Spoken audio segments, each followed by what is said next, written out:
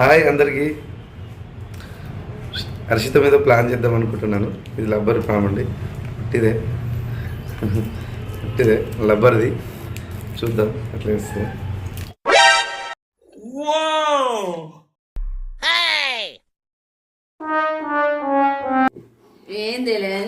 తెచ్చింది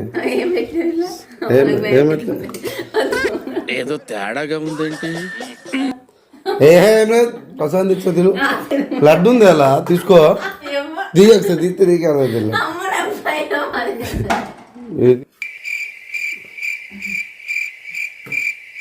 ఏముంది అలా.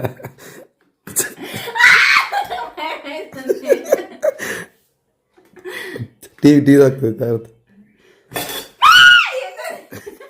ఏం లేదల్లా.